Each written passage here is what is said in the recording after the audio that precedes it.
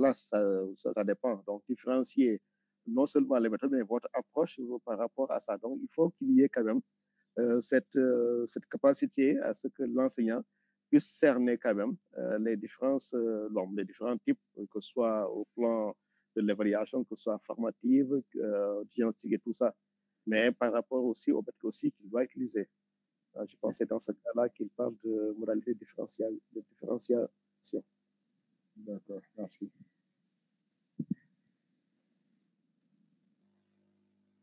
Bien, on continue. Je pense que voilà, c'est bien dit, mais je reviens sur ça. Bon, là, je ne reviens pas sur la fiche pédagogique qu'il a très bien structurée, mais c'est par rapport maintenant aux différents principes qu'il faut avoir en planifiant. Donc, je vais essayer rapidement de partager avec vous. Je pense que j'avais implémenté le document au niveau du chapitre, le chapitre par rapport, je pense que vous avez déjà téléchargé ça certainement. Voilà. Donc, c'est sur les principes qu'il faut avoir en faisant la planification. Parce que c'est important aussi de mettre en avant ces principes et d'avoir ça en tête en planifiant. Oui, il y a quelqu'un qui a levé le doigt.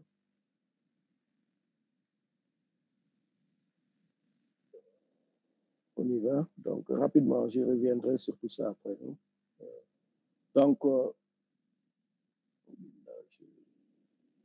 pense que ce document, je voulais le partager. Voilà. Rapidement, on partage ça avant de continuer.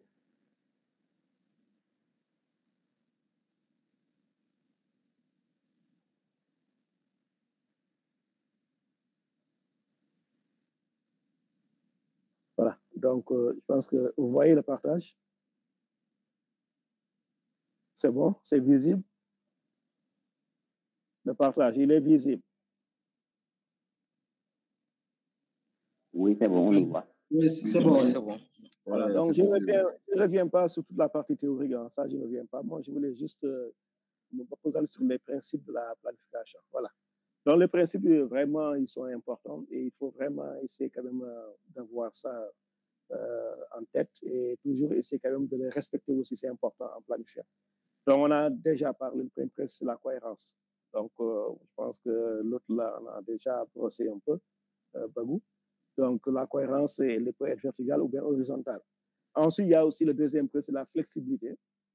Et le troisième, c'est la relation entre l'emploi du temps et la planification. Et le quatrième, c'est le travail d'équipe, la mutualisation.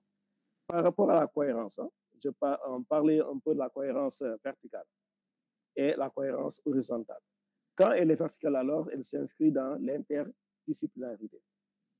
Donc, quand vous programmez vos leçons aussi, il y a quand même des disciplines aussi qui peuvent concourir à installer une compétence.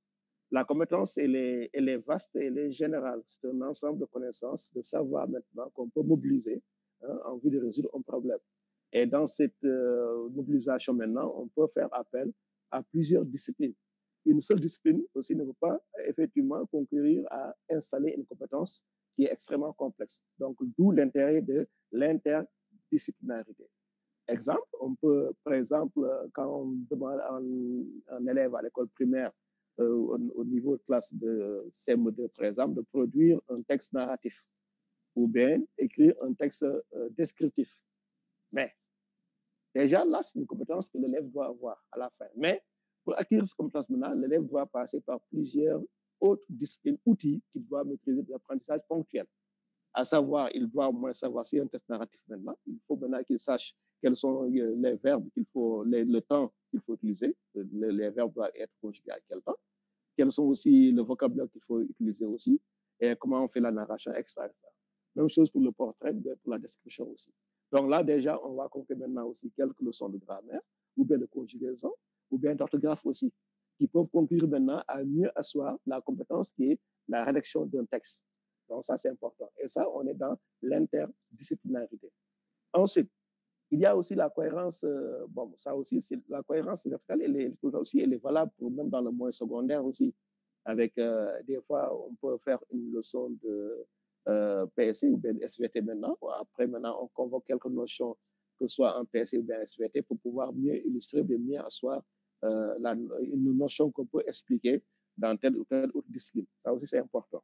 Hein? Que ce soit aussi l'histoire, la géographie aussi. Donc, c'est le fait qu'il y ait quand même des interactions entre ces différentes disciplines-là, qu'il y ait des incidences entre les différents contenus par rapport à tel, pour pouvoir installer une compétence bien définie. La cohérence horizontale, ça se situe au sein d'une seule discipline. Ça, c'est uniquement dans le cadre d'une organisation, voir à peu près les prérequis par rapport à tel ou tel contenu. Par exemple, vous pouvez avoir une leçon que vous allez au moins pouvoir dérouler. Cette leçon aussi nécessite aussi qu'on ait quelques prérequis pour pouvoir mettre à cette leçon-là. Exemple, on peut dire maintenant aussi, aujourd'hui, je vais voir au niveau de l'école primaire, je vais voir les conjugaisons ou bien le passé composé présent, ou bien le plus que parfait. Donc, mais avant de pouvoir maintenant conjuguer le passé composé maintenant, il faut que l'élève aussi puisse au moins s'assurer qu'il a bien maîtrisé alors la conjugaison de tous les auxiliaires avoir et être au présent de l'indicatif d'abord. Donc, il y a au moins des prérequis à avoir d'abord. Donc, c'est la conjugaison des auxiliaires avoir et être au présent de l'indicatif. Parce que le passé composé, c'est quand j'avais l'auxiliaire avoir ou être conjugué au présent, plus c'est passé des verbes à conjuguer. Donc là, déjà, c'est une cohérence au niveau quand même qu'on appelle horizontal dans une seule discipline. Donc, c'est pour juste voir à peu près dans les contenus alors d'une discipline alors quelles sont les logiques, hein, n'est-ce pas, les suites logiques qu'il faut avoir pour mieux asseoir, n'est-ce pas, telle ou telle autre notion. Donc, ça, c'est important dans le cadre de la cohérence horizontale. Ensuite, il y a la flexibilité. Là, c'est important. Je pense que au niveau de l'élément, on a un peu brossé. C'est par rapport à le fait la non-rigidité même de la planification. C'est-à-dire son caractère souple. Il faut qu'il y ait que la planification puisse être ajustée par rapport à des contraintes. On peut, par exemple, prévoir de faire une séance ou bien des leçons dans la semaine. Il se trouve maintenant aussi que durant la semaine, alors qu'il y ait quelques incidents, que ce soit une grève des étudiants ou bien la grève des enseignants, maintenant aussi que finalement, je n'ai pas pu effectivement dérouler ma leçon durant la semaine. Donc là, mais je vais reporter la leçon jusqu'à une prochaine date. Et déjà, cette semaine-là, l'approche maintenant, elle est déjà au moins, voilà, je dois la réussir, je dois l'ajuster d'abord. Je la reprogramme pour la semaine prochaine. Et là, je dois revoir toute ma planification, alors modifier ça en fonction de ces contraintes ou bien des imprévus. Exemple, il a pris l'exemple de la COVID qu'on avait en 2020, par exemple, où on a eu à fermer les écoles au mois de mars, n'est-ce pas? Et tout ce qu'on avait planifié alors, les évaluations, l'examen, tout a été reporté. Donc, finalement, la planification était revue. On a réajusté tout. Donc, c'est ça la souplesse, la flexibilité de la planification. Donc, elle est flexible. Ce n'est pas dit que tout ce que je dois programmer, je dois le faire, l'exécuter, non. Mais on doit le soucier en fonction des contextes, n'est-ce pas? Et on doit à chaque fois réajuster. C'est la même chose aussi quand aussi vous programmez une leçon. Vous avez su maintenant en faisant ça maintenant que vos élèves maintenant n'ont pas bien assimilé la leçon, vous avez évalué, vous avez trouvé que vraiment, presque plus de 60% de la classe n'ont pas pu maîtriser cette compétence-là, mais vous la reprenez. Vous la reprenez, c'est pas dit que oui, je dois uniquement passer parce que la semaine prochaine, je dois avoir une autre notion. Non. Il faut au moins reprendre cette notion-là pour qu'elle soit bien assimilée d'abord avant de programmer la notion suivante. Parce qu'il y a des incidences par rapport à tel ou tel contenu. Donc ça, c'est ça la souplesse dans le cadre de la planification aussi. Ça, c'est important. C'est un principe qu'il faut impérativement respecter et mettre en œuvre. Ensuite, il y a aussi l'emploi du temps qui est important aussi, parce que c'est l'outil aussi que l'on doit utiliser pour pouvoir planifier. Parce que dans la planification, donc, dans la semaine, on utilise l'emploi du temps aussi de planification, un élément qui nous sert effectivement à mettre chaque jour maintenant à connaître les différentes disciplines que l'on doit enseigner. Maintenant, si maintenant que dans la semaine, j'ai 2 séances ou bien 3 séances, que ce soit en SVT ou bien aussi des séances de PSC maintenant, je dois au moins prévoir ça dans la planification, les deux séances. Donc, en fonction maintenant de l'emploi du temps, de la programmation de l'emploi du temps. Donc là, d'où cette congruence entre l'emploi du temps et aussi la planification en tant que telle. Ensuite aussi, s'inscrire dans une dynamique de mutualisation aussi. C'est important. Ça veut dire le travail de groupe, travail d'équipe. Entre, par exemple, si on est des professeurs de même discipline maintenant, on doit travailler ensemble. Parce que même si j'ai une classe dans le cadre de la programmation, donc on travaille tous ensemble, ou bien si on a les mêmes sixièmes aussi, on doit avoir peut-être faire une même planification. Pareil maintenant pour aussi les classes au niveau élémentaire aussi. Donc ça, c'est le travail d'équipe. Ça, c'est important. Donc voilà, c'est ce que je voulais dire par rapport au principe. Maintenant, il y a aussi les approches de la planification. Il y a plusieurs approches. Bon, plusieurs, j'en ai retenu deux. On peut partir du guide, hein. C'est l'entrée par le guide ou bien par le programme. Vous avez votre programme, votre guide maintenant aussi. Les contenus sont déjà listés maintenant. À vous maintenant de puiser dans ce guide-là, dans ce programme, ce que vous allez enseigner. Mais toujours en tenant compte aussi des principes dont j'ai tantôt évoqué aussi. Voir à peu près, c'est une cuisine, hein, les contenus sont donnés en vrai.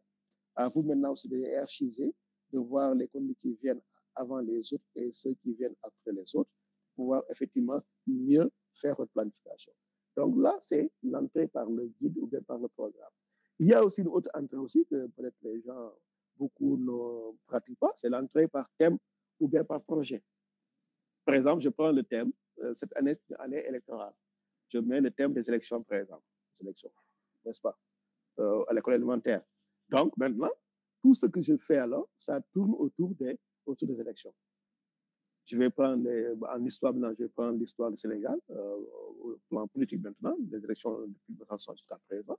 Donc là, je suis dans l'histoire, n'est-ce pas, pour voir à peu près comment se déroulaient les élections depuis 60 jusqu'à présent, même avant 60, n'est-ce pas, avec le bicéphalisme ou bien avec le régime et tout ça maintenant, essayer de voir.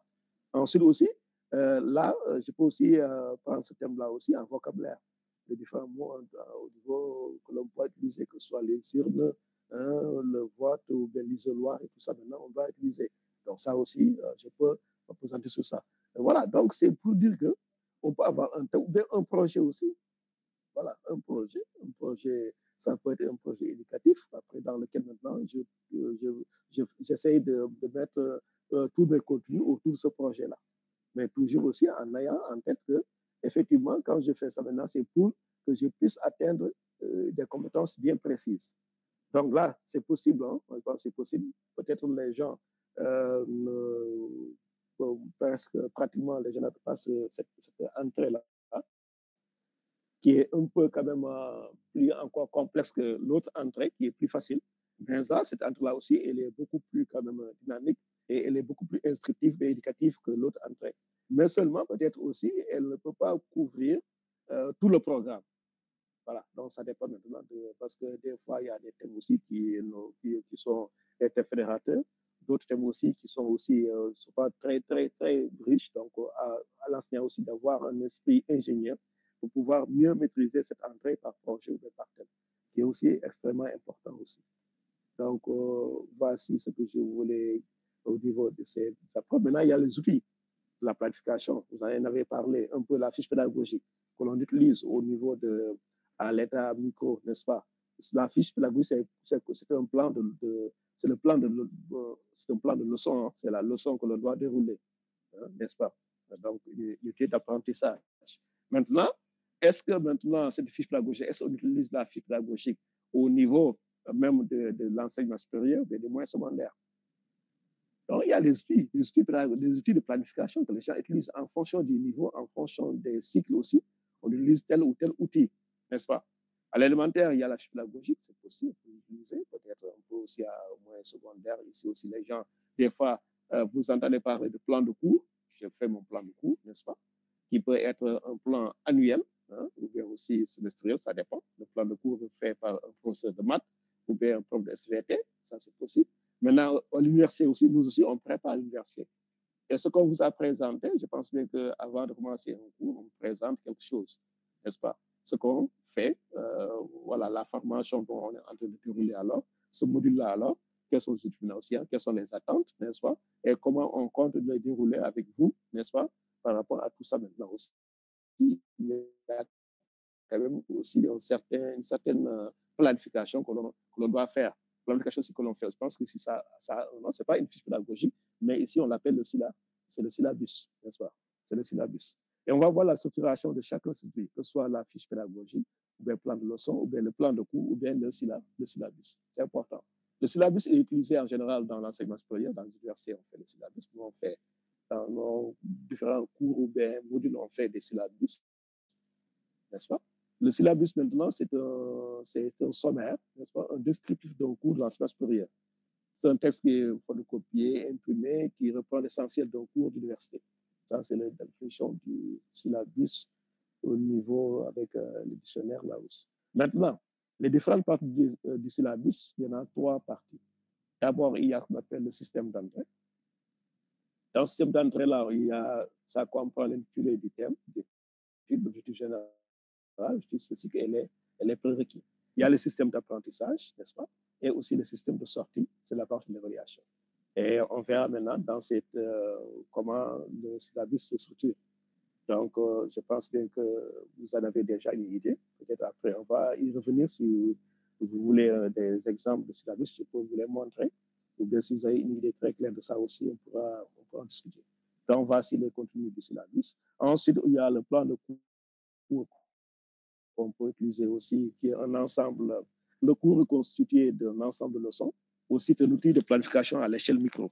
Donc, il rend compte la planification qu'a fait le professeur du cours, tant du point de vue de la séquence d'apprentissage, des activités d'enseignement, apprentissage et d'évaluation. Donc, ça permet à l'élève de se situer face aux apprentissages à faire, degré de son investissement et de ce sur quoi porte son évaluation. Et ce plan de cours doit s'inscrire dans l'approche par les compétences. Et dans ce cas de figure alors, ce plan de cours doit se fonder sur la théorie constructiviste et socio-constructiviste d'apprentissage et doit être aussi un cadre de formation fondamentale et qui vise le développement intégral de la personne sur le plan des habilités intellectuelles, communicatives, etc. Et ça doit aussi s'inscrire dans une approche programme qui concerne le programme comme unité de base de l'enseignement moyen, secondaire, et qui doit être mise en œuvre dans l'élaboration du plan de cours. On n'a pas un plan type de cours, donc ça n'existe pas, mais je pense qu'on peut quand même avoir les éléments qui peuvent entrer dans le cadre de l'élaboration d'un plan de cours. Et pour élaborer ce plan de cours, alors, le professeur doit juste se préoccuper de quelques éléments, des principes épistémologiques. Il faut toujours rendre l'élève actif dans ses apprentissages. Donc, ce plan de cours doit s'inscrire dans cette optique-là, que l'élève doit être actif dans ses apprentissages. Il faut s'assurer aussi de l'intégration et du transfert des apprentissages, avec les apprentissages que l'on doit mettre en œuvre ou bien que les élèves doivent apprendre. Ça doit être intégré et être aussi transférable, n'est-ce pas? Ensuite, ancrer les devoirs de compétences sur les savoirs préexistants et ou les connaissances antérieures.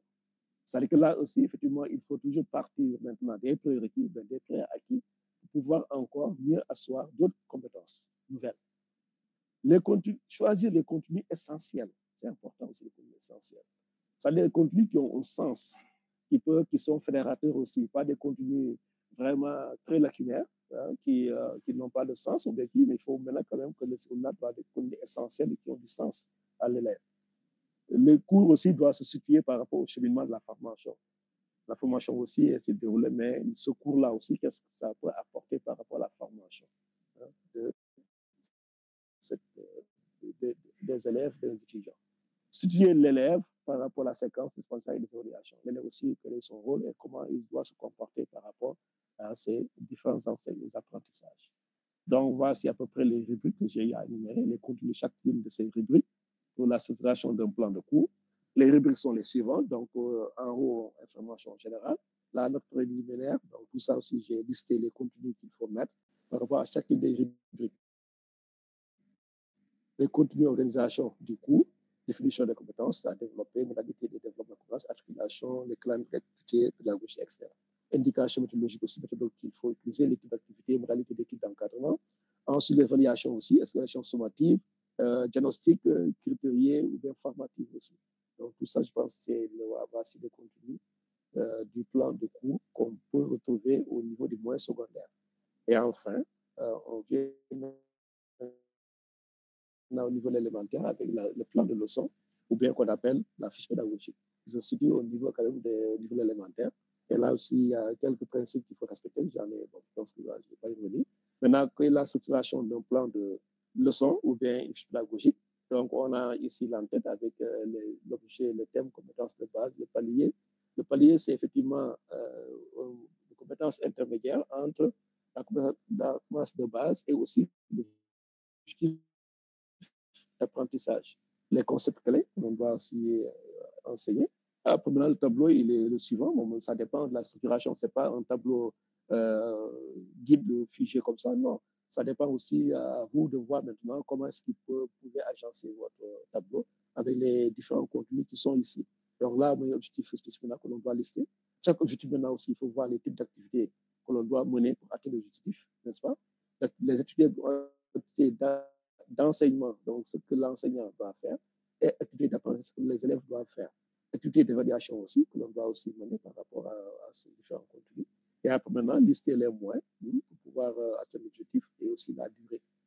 Donc ça, c'est un schéma, seulement un exemple de plan de leçon. Voilà. Donc c'est ça que je voulais vous présenter rapidement.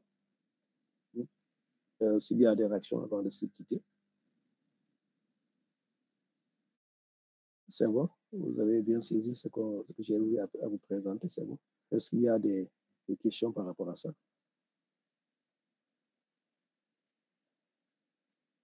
C'est bon? Est-ce que vous avez suivi? Oui, Michel. Allez-y. Voilà, merci professeur. En fait, moi, je voulais juste revenir sur la planification pédagogique, comme vous l'avez dit. Et ce que vous avez présenté, c'est extrêmement intéressant parce que ça regroupe plus ou moins ce que nous avons l'habitude de faire, par exemple, en approche par compétence, avec plusieurs paliers. Malheureusement, je ne peux pas me permettre de présenter comme ça, mais dans le référentiel de formation, on retrouve pratiquement l'ensemble des outils de planification tels que le logigramme, on a le chronogramme, donc le tableau opérationnel des compétences et tout. Donc tout ça, les trois. En fait, si vous prenez les trois étapes, on se retrouve carrément dans une planification, non seulement annuelle, mais qui peut même durer 2 ans, voire 3 ans. Et si c'est le CAP, on aura un chronogramme de 3 ans avec un tableau très simplifié, mais qui permet de se retrouver très rapidement. Si c'est le BTS, c'est 2 ans. Donc, en fait, c'est une planification qui nous permet rapidement de savoir ce que nous devons faire, par quoi nous devons commencer, ensuite quelles sont les étapes, jusqu'à terminer tout le processus des enseignements apprentissages selon le niveau. Ouais. Ça, c'est un plan, ce sont les plans de formation dont vous parlez. En fait, on retrouve ça dans le référentiel de formation. C'est ça. On retrouve l'ensemble de ces outils, oui. Merci. Merci, c'est bien. Professeur, oui, allez-y. Moi, je voudrais tout simplement revenir un peu sur la flexibilité, le principe donc de la flexibilité. Je pense que ce principe-là est tellement important parce que même si l'enseignant prépare un cours, alors qu'il n'a pas suffisamment donc les ressources nécessaires ou bien les super pédagogiques donc nécessaires pour réussir ou bien faire sa leçon, du point de vue du côté des élèves et en même temps du côté donc de l'enseignant, je pense qu'il peut reporter son cours, essayer donc de trouver le matériel ou bien le support pédagogique qui permettra donc de faire, de réussir donc sa tâche didactique et de revenir une autre fois pour le faire. Je pense que cela renvoie à cette flexibilité. Mais la flexibilité également peut renvoyer à l'alternance même des procédés à l'intérieur donc d'une leçon. Par exemple, l'enseignant qui prend une approche ou bien une méthode ou bien un procédé et il s'est rendu compte qu'au cours même donc de la leçon, beaucoup d'élèves n'ont pas compris. Il peut essayer de faire l'alternance avec un autre procédé pour essayer donc de dépasser donc cette étape. Je pense qu'à ce niveau également, c'est fondamental. Tout à fait. Peut-être terminer avec la fiche. Elle est pédagogique, mais également elle est administrative parce que ça peut permettre à l'autorité de vérifier vraiment la préparation même de l'enseignant avant d'être donc la fiche pédagogique. Et merci beaucoup. Merci de votre contribution. Effectivement, au plan administratif aussi, hein, à chaque jour, on fait viser la fiche par le directeur. Le directeur, effectivement. On a le cahier journal. Le cahier journal aussi est un outil de planification aussi. Donc, le cahier, c'est un cahier maintenant journalier. On met chaque jour maintenant, on met ce qu'on va enseigner, les différentes matières, et on met les titres et tout ça. Je pense que ça aussi, c'est un outil de planification que les gens utilisent et c'est visé par l'autorité.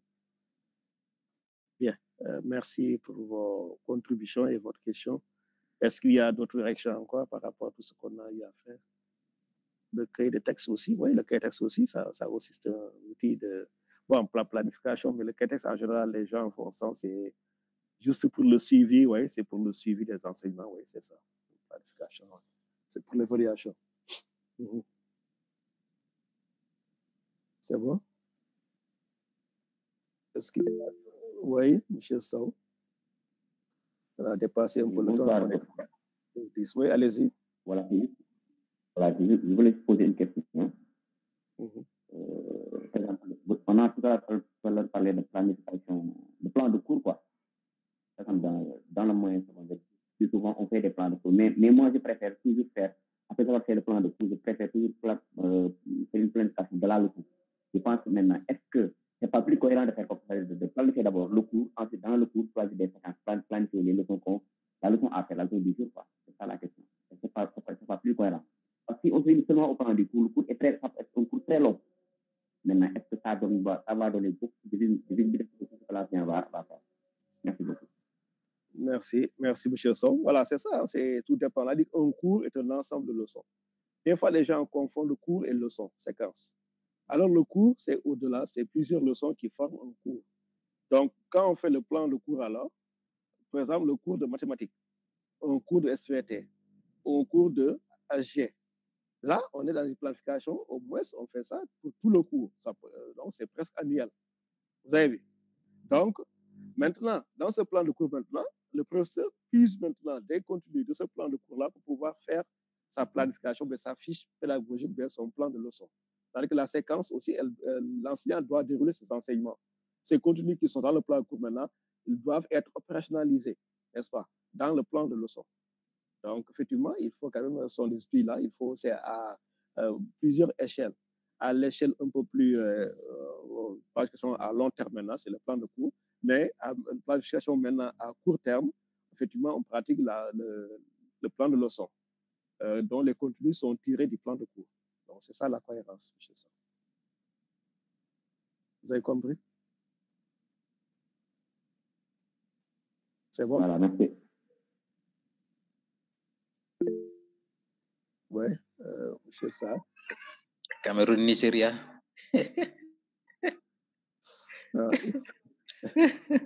Bonsoir, professeur. Oui, bonsoir. Voilà, moi, je voudrais revenir au niveau donc de la planification harmonisée. Voilà, compte tenu des principes élaborés, est-ce qu'il est pertinent de faire une planification à l'échelle IF?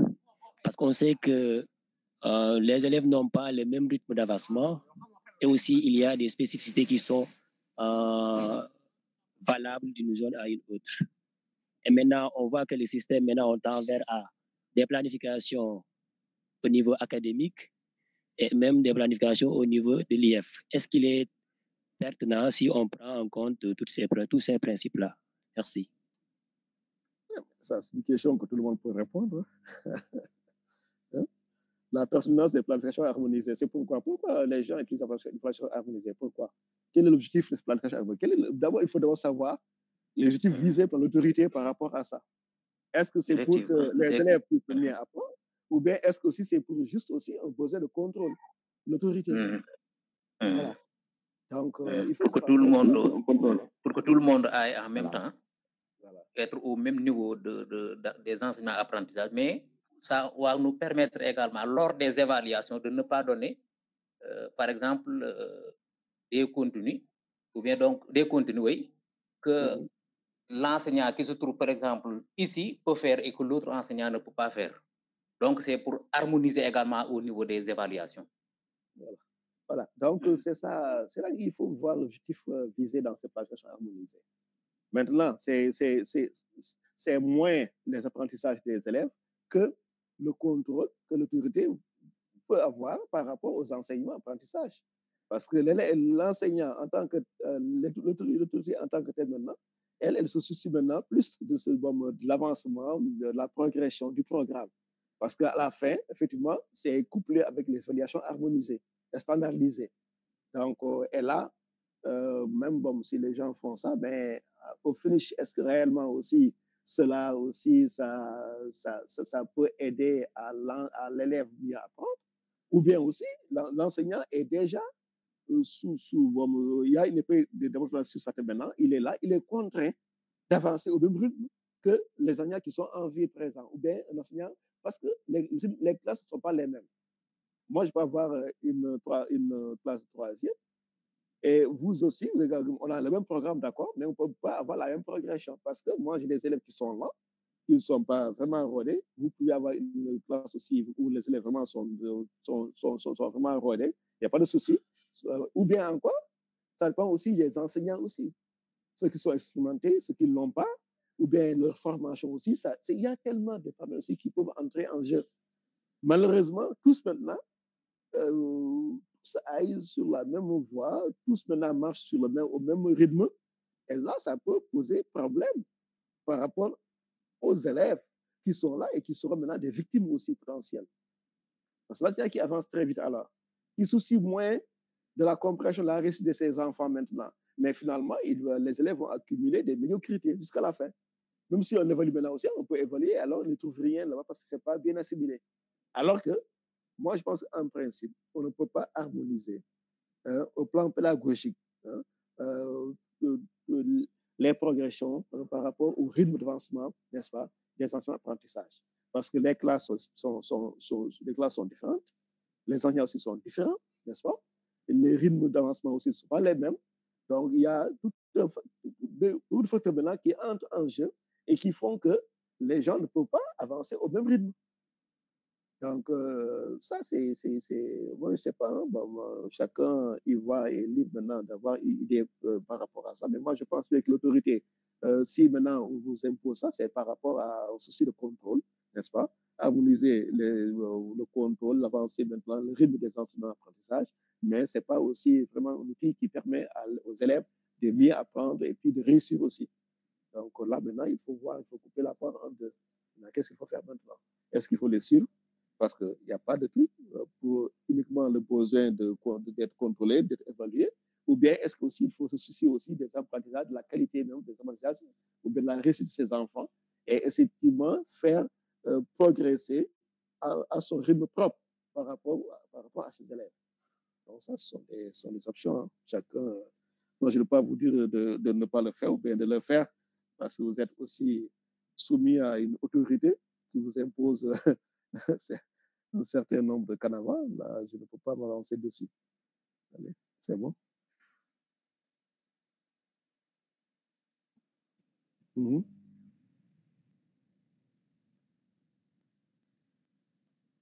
En tout cas, l'expérience que nous avons ici à Kébémer, c'est l'autorité elle-même qui fait donc la planification trimestrielle et qui l'envoie dans ces différentes écoles.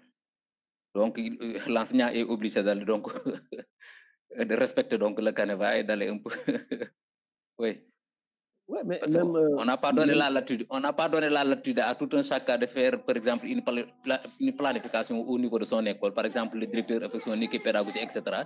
Mais ici, c'est l'autorité même, au niveau de l'inspection, qu'il convoque quelques directeurs d'école avec un professeur, un inspecteur qui supervise donc le travail et qui passe 2 journées ou 3 pour faire une planification trimestrielle envoyée dans les différentes structures. Donc, on est obligé de respecter. C'est à l'échelle de l'IF, quoi. Quel IF? L'IF de Kébémer. C'est ce qui se fait ici. Oui. Donc, vous n'êtes pas impliqué, quoi, dans la conception de la planification. Oui, dans la conception, ils ont l'habitude de convoquer quelques directeurs expérimentés à Kébémer.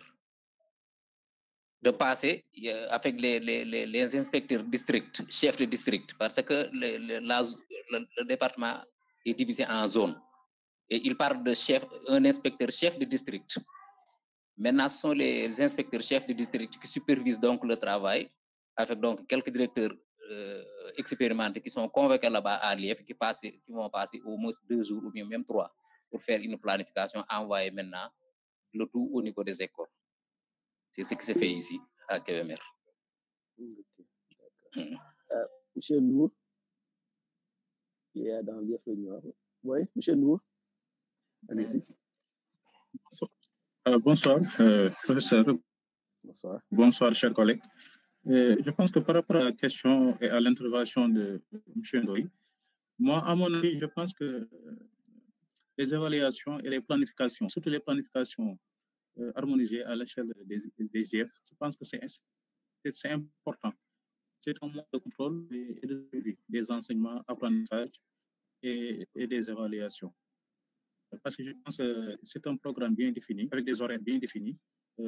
Chaque enseignant, c'est le nombre de à chaque thème ou bien à chaque cours, donc par rapport au sens ou bien par rapport au trimestre. Donc à la fin, je pense qu'il y a une question d'éthique et que tous les enseignants et toutes les écoles sont évalués au même pied. Je donne seulement un exemple. Il est arrivé des fois au niveau du mois, au début, les évaluations, l'harmonisation, c'était seulement au niveau des classes. On s'était rendu compte des classes d'un certain niveau, au niveau de l'IAF. Donc là, l'enseignant, tous les enseignants, donc, ils vont découvrir donc, les évaluations. C'est standardisé. Parce que enseigner les élèves, les évaluer aussi en même temps, là, je pense que ça paraît quelque équivoque. Mais je pense que l'enseignement organisé ainsi que les évaluations est une perspective. Parce que tous les directeurs et tous les enseignants ne peuvent pas proposer des sujets. Mais il y a un groupe de directeurs qui sont des IEF, donc sur la supervision, donc comme l'a dit, des inspecteurs chefs de district. En fait, donc, mais en général, les propositions viennent des directeurs. Et souvent, pas de directeur par d'école et par d'école par d'enseignants. Je pense que c'est une chose, l'organisation, donc au niveau des enseignements apprentissages, au niveau des évaluations, qui est au niveau soit académique ou bien au niveau de l'IEF. Ok, merci beaucoup. Merci, M. Nour, de ces précisions. Voilà. Donc, moi, je pense que c'est un débat qui est là. Hein. C'est un débat, mais est-ce que cela aussi, vraiment, on peut juger la pertinence par rapport à la réussite? Est-ce que les élèves, une fois dans ces évaluations-là, est-ce que réellement ils s'en sortent? Est-ce qu'il y a une qualité par rapport à ça? Donc, ce sont des questions que les gens doivent se poser. Hein. Donc, ça dépend de la façon dont les gens évaluent et puis comment aussi harmoniser des enseignements. Alors que des fois, on ne peut pas avoir le même public, la même progression, contrôle, pour que les enseignants puissent eux tous progresser au même rythme. Mais à quelle fin? Oui, M. Saul. Voilà, donc, je vais intervenir par rapport aux planifications, aux progressions harmonisées. Moi, je pense que, comme l'a dit ça le M. Ndoye, l'idée a été bonne, mais le problème, c'est que c'est un problème de mise en œuvre, parce que si j'ai eu la chance de travailler sur ça, quand j'ai fait mon mémoire donc, à la FACET, alors, j'ai enquêté au niveau des élèves, certains collègues professeurs, et même au niveau de l'IA. Mais la réponse était pratiquement bon, la seule, hein, c'est réel, ça pose vraiment un problème. Parce que, quand si je prends le cas du département de Kébémer, je prends M. à témoin, j'étais à Darmouth, au thème Mahmoud Mbacké. Mais le problème, c'est que, si je prends le cas d'Darmouth, nous avons beaucoup d'événements religieux qui se passent dans la zone, alors que les autres zones n'ont pas ces événements religieux. Déjà, bien que ça pose un problème. Donc, tout difficilement, les gens n'avancent pas au même rythme. On n'a pas le même rythme d'avancement, comme vous l'avez dit tout à l'heure. Il n'y a pas de progression. Il y a beaucoup d'aléas concernant cette planification. Je pense que dans cette planification, l'autorité prend plus en compte les enseignants que les élèves. Donc, franchement, les élèves ne sont pas pris en compte dans cette planification-là. Donc, voilà, c'est C'est juste une précision que je voulais faire par rapport à ça. Merci beaucoup. Ok, merci, M. Sow. Merci. M. Badji. Voilà, docteur. Allô, docteur. Oui, alors, M. Badji. Allez-y. Oui, je vous entends. Si, on vous entend très bien, voilà. M. Badji. Allez-y. Voilà, c'est juste une participation et comment encore, un point de vue par rapport à la progression et aux évaluations. Si je prends l'exemple du département de Nioro, les cours, on a arrêté les cours le lundi pour raison du Magal de Porohan et pour Gamou de Taïba. Regardez pendant cette semaine-là, les professeurs qui devaient tout l'axe de Dingirai. Allô? Oui, je vous entends. L'axe de Dingirai, quand on parle de progression harmonisée, les gens qui ne sont pas sur l'axe de Nioro ne sont pas concernés. Donc, ces professeurs-là, pendant cette semaine-là, ils sont en train de dérouler l'enseignement-apprentissage. Et le paradoxe, c'est que dès le retour, à la fin de ces fêtes-là, on programme une composition. Le lundi 29, une composition est prévue. Imaginez l'enfant qui a reçu, l'enfant de Porohan, qui est au lycée de Porohan ou qui est au collège de Porohan, qui est dans un endroit où c'est là où on organise même ce gamme-là.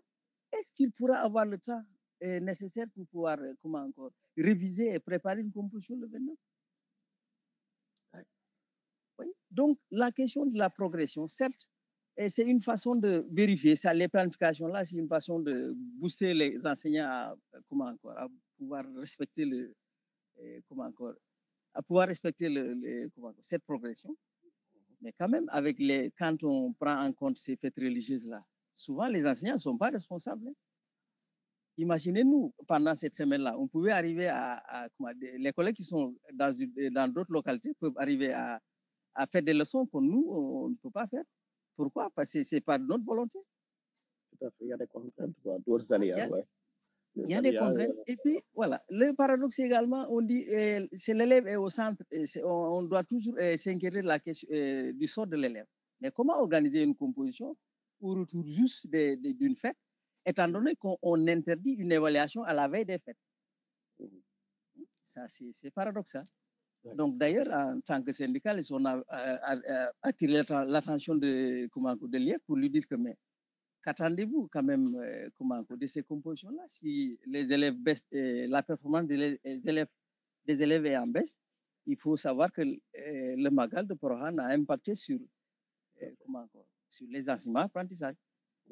Parce qu'il fallait quand même, et que le calendrier électoral, excusez-moi également, a piétiné l'organisation de ces compositions. Je ne vois pas pourquoi aller à la hâte, programmer une composition dès le 29, étant donné que dans cette zone-là, les élèves ne vont pas réviser normalement. Aujourd'hui, c'est Taïba Niassène, ce qui veut dire que tous ces gosses qui sont dans cette zone-là sont pris par le Gamou. Ils vont quitter Porohan pour encore rejoindre Taïba Niassène. Donc, en fin de compte, à la fin des évaluations, qu'est-ce qu'on attend de ces élèves-là? Si les résultats ne sont pas bons, ils vont tout vider sur les professeurs. Ce sera la constante macabre. Pour reprendre Diop, professeur Diop, didactique. Oui, c'est vrai. C'est vraiment dommage, c'est désolant. Oui, M. 6. M. 6, c'est bon? Parce que... Je voudrais intervenir sur ça. Donc, relativement au phare, je pense que ce n'est pas seulement à l'élémentaire, hein, même au moyen secondaire, il y a les ISEF, les inspecteurs, je pense, inspecteurs généraux de l'éducation et de la formation. Donc, de concert avec aussi avec les IAMS, mais aussi quelques professeurs qui sont pratiquement chaque année presque, ou bien en tout cas, même si soit c'est annuel, soit c'est pluriannuel, ils sont convoqués pour définir en tout cas le programme dans le moyen secondaire, que ce soit en anglais, que ce soit en histoire, géographie, etc., pour dire que cette année-ci, ou bien ces 2 ans, ou bien ces 3 années, vous allez enseigner ça, et chaque mois, on doit faire ça. Bon, maintenant, pour les phares, c'est pour moi ce qui me donc permet de parler des phares. Les phares, je pense que, en tout cas, à mon sens, elles sont importantes. Et aussi, je suis en faveur des phares parce que ça permet pour moi de régler un problème d'équité. Que les élèves reçoivent le même contenu donc de leçon ou bien enseignement, les élèves de tous bords, par exemple les élèves du Sénégal, de tous bords, mais également qui reçoivent les mêmes évaluations, normalement aussi la même progression, plus ou moins, même si ça peut être différé par-ci et par-là. Parce que dans la pratique enseignante, moi en tant qu'enseignant, et la plupart d'entre nous également, ici je pense le sont, on sait que dans certains établissements, il y a des professeurs toujours comme moi qui prennent, qui font les évaluations, les devoirs comme ils veulent. Quelquefois, il y a des mêmes professeurs comme nous ou bien des enseignants qui, parce que j'en ai vu, et je pense que nous tous nous avons vu ça, qui peuvent attribuer des notes peut-être comme ils veulent. Bon, parce qu'on demande 2 notes peut-être au premier semestre. Bon, le premier devoir est là, ils font un devoir individuel avec eux, ils donnent ce qu'ils veulent, etc. Alors que pourtant, ces élèves, même si vous leur donnez des 18, etc., c'est bien pour eux, peut-être pour la composition, en tout cas pour l'interne. Mais après, ils seront soumis à des évaluations ou bien à des examens nationaux, là où ils doivent composer donc, avec tout le monde. Et je pense que les phares, de part, d'une manière ou d'une autre, corrigent cela. Donc, cela permet à l'enseignant vraiment d'être à niveau.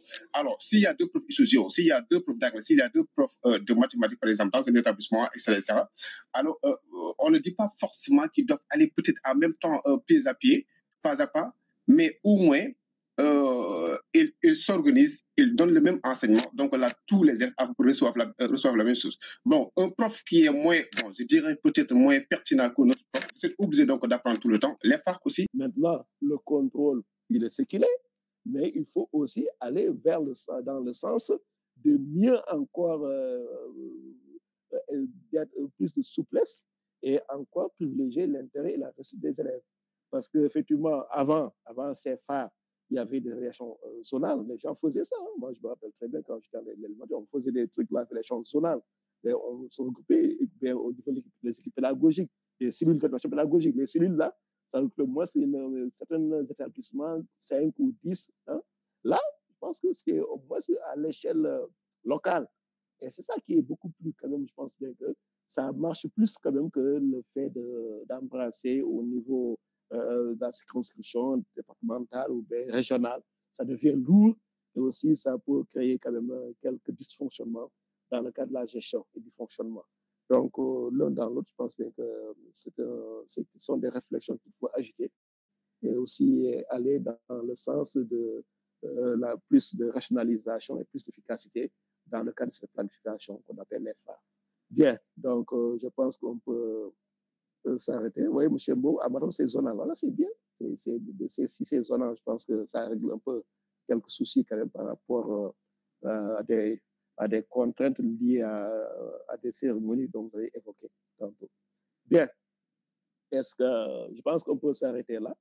Et on va peut-être faire notre dernière rencontre le mercredi prochain pour essayer de rapidement passer en revue, je pense, un ou bien 2 chapitres qui restent. Hein. Et je vous demande quand même dès à présent d'aller sur la plateforme, de télécharger toutes les ressources qui sont déjà là-bas. Et comme ça, on va quand même, une fois, quand nous serons ensemble lors de la dernière rencontre, on va y aller beaucoup plus vite et aussi aller jusqu'à vraiment en profondeur par rapport à certaines questions qui sont extrêmement importantes aussi. Donc, s'il n'y a pas une dernière réaction, on peut quand même se quitter et se dire bonne soirée et à la prochaine fois, Inch'Allah. Merci. Merci et bonne soirée. Merci à vous pareillement. À la prochaine. Merci et bonne soirée. Merci. Merci, docteur. Bonne soirée. Bonne soirée. Merci à vous tous.